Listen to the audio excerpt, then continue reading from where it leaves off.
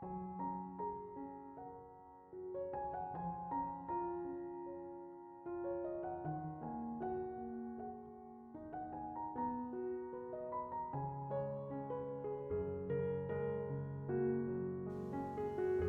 Ibu, Saudara-saudari, adik-adik kaum muda yang terkasih, Shalom. Apa kabar hari ini? Semoga Anda semua selalu diberikan rahmat kesehatan dan sukacita. Kembali pada hari ini, saya mengajak Anda untuk mendengarkan dan merenungkan firman Tuhan. Mari kita siapkan hati kita. Tuhan sertamu dan sertamu juga.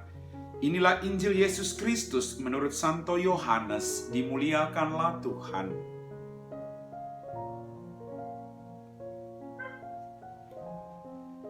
Setelah Yesus mempergandakan roti, keesokan harinya orang banyak yang masih tinggal di seberang danau Tiberias melihat bahwa di situ tidak ada perahu selain yang dipakai murid-murid Yesus. Mereka melihat juga bahwa Yesus tidak turut naik ke perahu itu bersama-sama dengan murid-muridnya, dan bahwa murid-muridnya saja yang berangkat. Tetapi sementara itu beberapa perahu lain datang dari Tiberias ke dekat tempat mereka makan roti, sesudah Tuhan mengucap syukur atasnya. Ketika orang banyak melihat bahwa Yesus tidak ada di situ dan murid-muridnya juga tidak, mereka naik ke perahu-perahu itu lalu berangkat ke Kapernaum untuk mencari Yesus. Ketika orang banyak menemukan Yesus di seberang laut itu, mereka berkata kepadanya, "Rabi, bila mana engkau tiba di sini?" Yesus menjawab, "Aku berkata kepadamu, sesungguhnya kamu mencari aku bukan karena kamu telah melihat tanda-tanda, melainkan karena kamu telah makan roti itu dan kamu kenyang.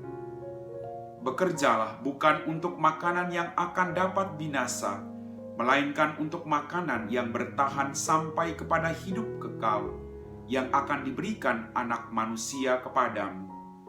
Sebab dialah yang disahkan oleh Bapa dengan meterainya." Lalu kata mereka kepadanya, "Apa yang harus kami perbuat supaya kami mengerjakan pekerjaan yang dikehendaki Allah?"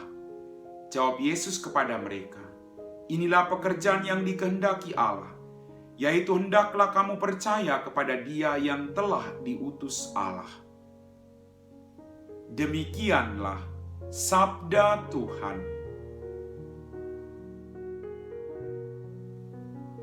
Bapak, Ibu, Saudara-saudari, adik-adik kaum muda yang terkasih, hari ini gereja seluruh dunia merayakan peringatan wajib Santo Athanasius, uskup dan pujangga gereja. Dalam bacaan Injil yang barusan kita dengar, Yesus datang ke dunia untuk membawa keselamatan bagi mereka yang percaya.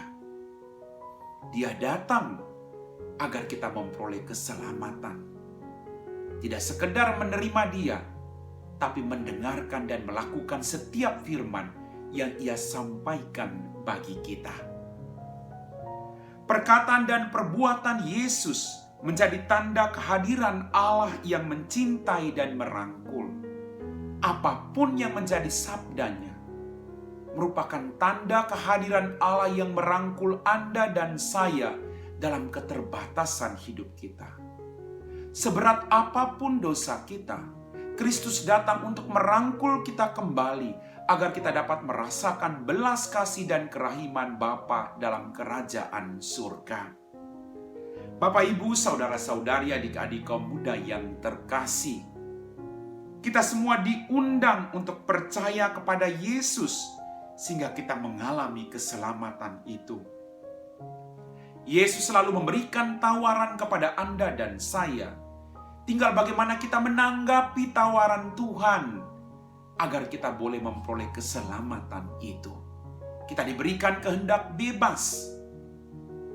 Persoalannya, apakah dengan kebebasan yang ada, kita tetap jalan atau hidup menurut ketentuan yang telah Ia perintahkan kepada kita? Karena setiap firman-Nya akan selalu menuntun kita kepada kehidupan yang kekal. Bapak, Ibu, Saudara-saudari, adik-adik kaum muda yang terkasih, Allah memanggil kita untuk mewartakan kabar gembira dengan kurnia yang dianugerahkannya dalam diri kita. Stefanus berkobar-kobar mewartakan kebenaran tentang Tuhan, walaupun pada akhirnya dia dianiaya oleh orang-orang yang tidak percaya akan Allah.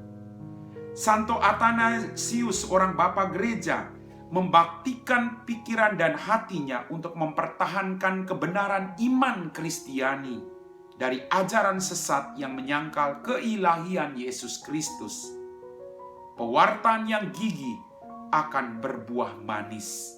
Beranikah kita melakukan hal yang sama?